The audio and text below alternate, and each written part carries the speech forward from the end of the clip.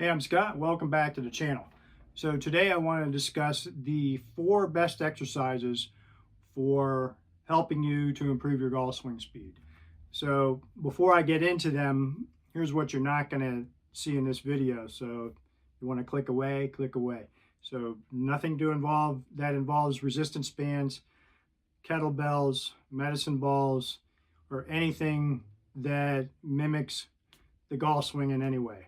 So before I get to those 4 exercises, let me give you the reasoning behind why I believe these are the 4 best exercises for increasing your golf swing speed. So first of all, let's consider the formula power equals force times velocity. Now, if you're over the age of 40, your body is going to start slowing down in its ability to move fast. So this is why we don't see 45-year-olds winning the 100-meter dash in the Olympic Games or any event that involves speed. That's just a fact of life. Our body slows down over time. So consider that the golf swing is a total body movement where just about every single major muscle group is involved. I would say from head to toe, every major muscle group is involved. Probably the pectorals to the least amount, but they're still involved in the golf swing. But when you think about it, your legs, obviously, hamstrings, glutes, quads, calves, your hips, your core, your lower back, shoulders, arms, lats, upper back, everything's involved in the golf swing. The best way to improve your strength, your overall body strength, is to train movements that capitalize on compound movements where you can lift the most weight. That's the most efficient way to get strong. So those are the kinds of exercises that we're going to focus on here. Now, a big reason why, if you're not doing strength training now and you're over the age of 40, why you need to do it, especially if you're over 50, over 60, is that you start losing muscle mass starting at the age of 40. And I've hammered this issue here on my channel, on my website. That's just a fact. If you don't train for strength and to build muscle, you're going to lose that muscle tissue over time. So that process also accelerates as you get older. So from 40 to 50, you're losing about 3 to 5% of your muscle mass. From 50 to 60, slightly more. And then once you hit 60, it seems like it really accelerates.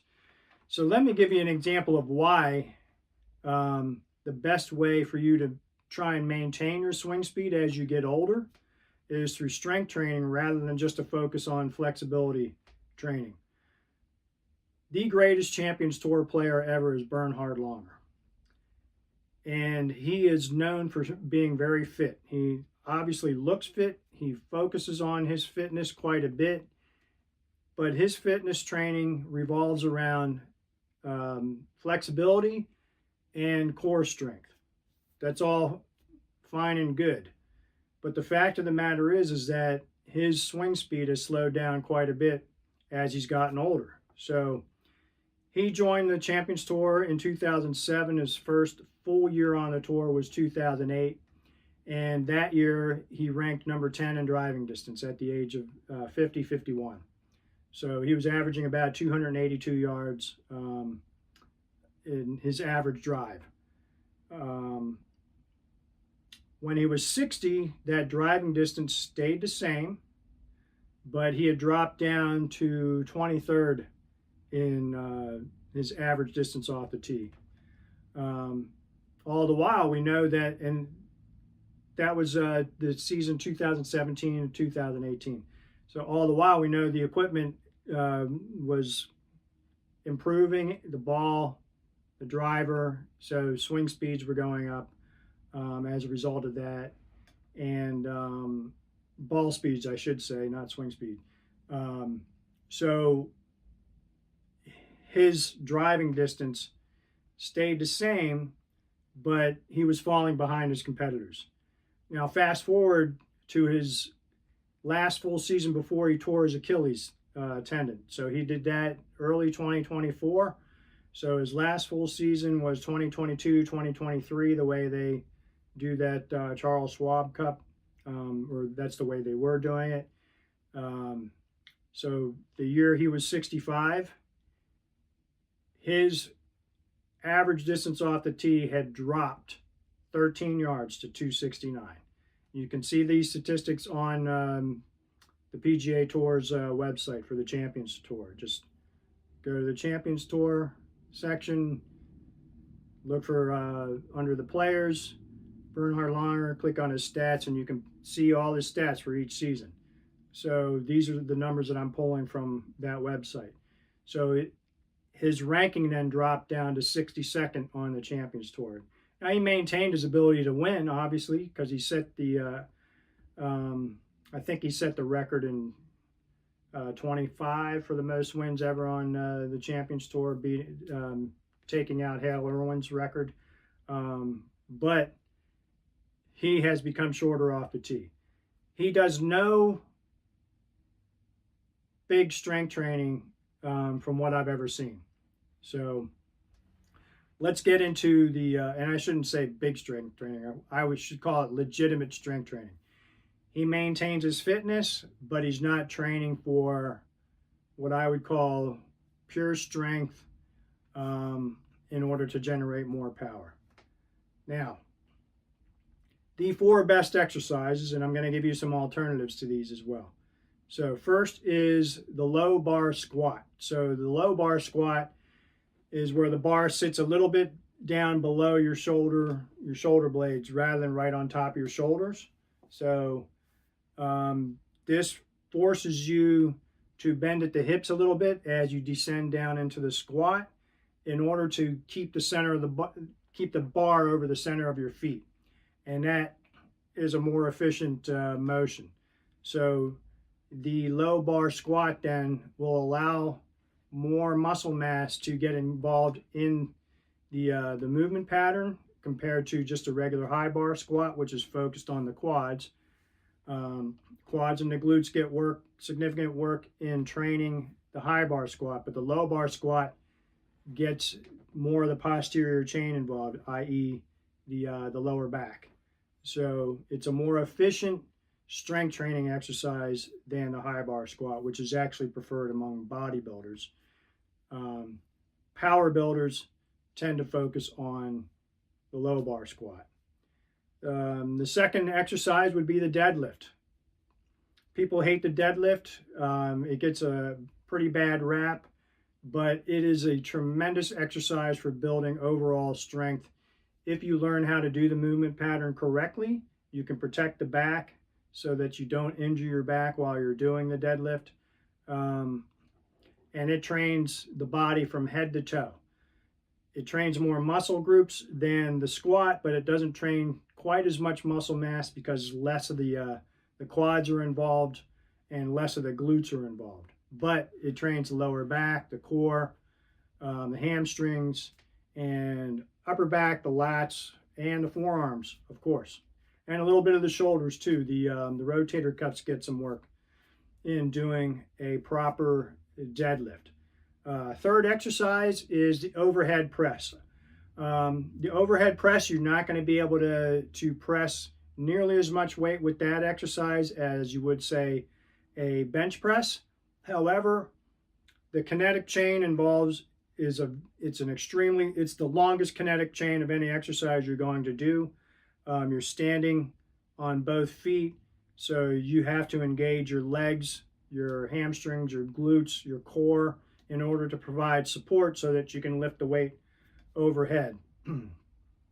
This movement requires a good amount of practice to do it efficiently, but it is the best exercise for training your shoulders, which are a absolute critical muscle group involved in the golf swing. And the last exercise is going to be the reverse grip chin up. So the palms are facing in And this exercise is another compound movement pattern. Trains your forearms, your biceps, your shoulders get involved, upper back, and it targets the lats really well as well. Now, unfortunately, most people can't do a chin-up, so we'll get into a replacement exercise momentarily. So, if you don't want to do the squat, there are two exercises that you can do that will train the legs very well. The leg press, you can train with a lot of weight, so you're going to make significant progress on the leg press. The range of motion isn't as good as the squat, and the back doesn't get involved either. The Bulgarian split squat is an outstanding exercise, training each of your legs one at a time. Got a good range of motion.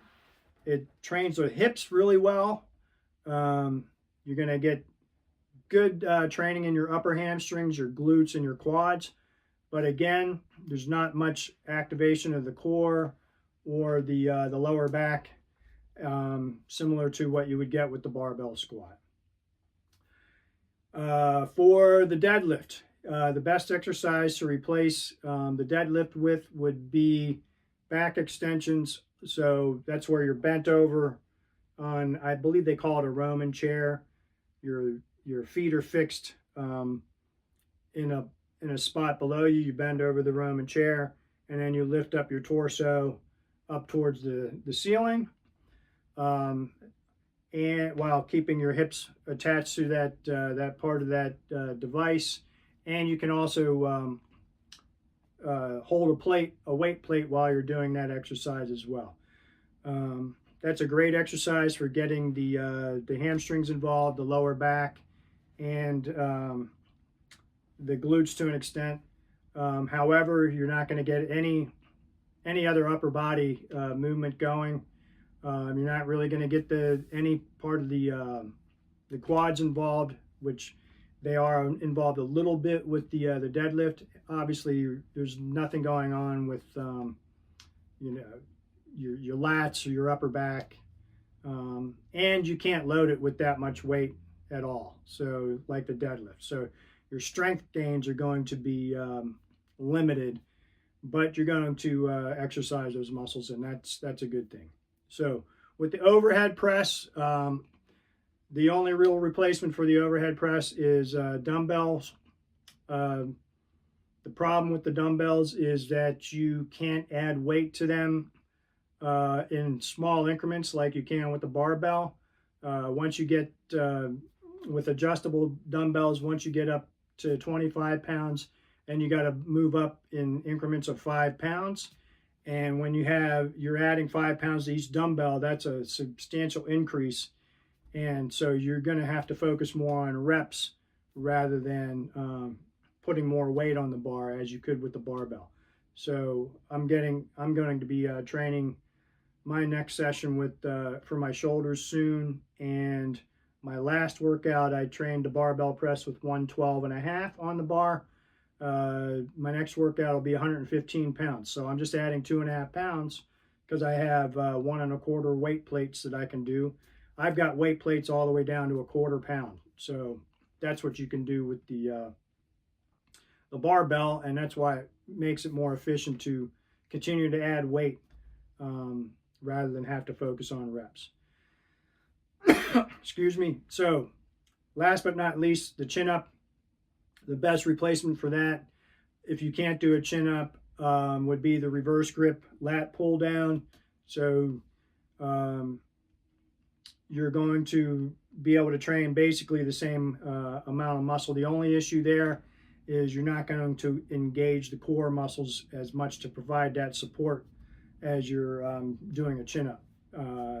So a little bit less efficient strength training exercise, but ultimately you can train it with fairly heavy weight. So it's a pretty good replacement exercise. Okay, so there you have it. Those are the 4 best exercises for increasing your golf swing speed. I hope you check out scottcolegolf.com. I've got a complete fitness training program over there that covers how to build strength over a period of time. The programming changes that would be needed as you lift heavier weight, flexibility, mobility training in there, power training as well, what you can do to try and add body speed and all that stuff. So please check that out. And thanks for watching, and we'll see you down the road.